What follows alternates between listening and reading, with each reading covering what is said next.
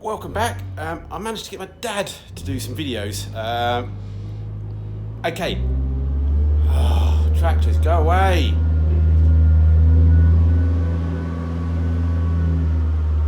He's a little bit new to it, and he's only got an iPad, a slightly old one with a broken screen, so they're not the best quality. I'm hoping to try and get a couple of minutes video of him together. He's obviously in quarantine at the moment in his garage, mucking about with the A panels. And the front end fit of the car. So enjoy my dad. Say oh, give him some likes. He'll love that. Take it easy, everyone.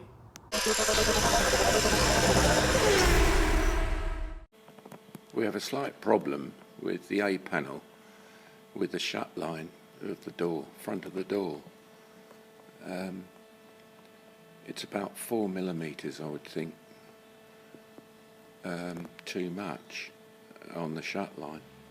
We've got quite a big gap. So the only option really we've got is to split the A panel down at the back here and make it at least 4 mil wider to keep our shut lines correct.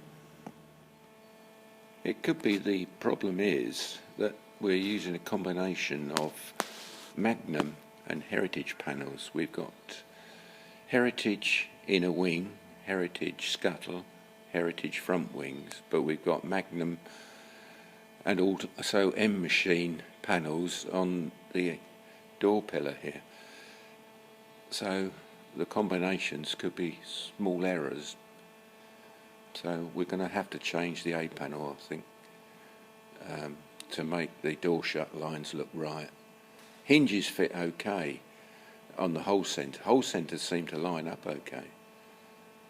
So as the A panels are relatively cheap, it'd be worth having a go, I think, to modify the A panel. This is the crown wheel that's in the gearbox, which is 1862, and we're going to replace it with a 3.2, which has a ratio of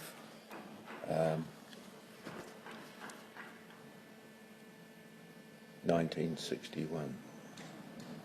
So that's the job to do next. I've already replaced the synchros, and what happens with the synchros is if I can actually get a view, the grooves or the V machining actually flattens off, and it goes onto the cone of the mating gear too far, so it doesn't actually slow the mating gear up to enable it to change properly. So if you try a new bulk ring onto the cone, you'll find it won't go on as far as the old one. I think I've already sent Matt some photographs of that. So that's what causes the synchros to wear when the tops get flatted. Right, I've replaced the the final drive, and I've had to reshim the preload on the diff bearings because one of the bearings fits directly onto the crown wheel. So there are variations between crown wheels and crown wheels. So that's all been done. I am now just checking the end float on the idler gear because we'll be fitting new gasket, and gaskets do vary from kit to kit, so it's always best to check the end float. And if you're not using all your fixings for clamping up to check your end float, make sure you allow about another 3 thou of squeeze in your calculations to get your end float. So I've got my shims here, which I can sort out the correct end float.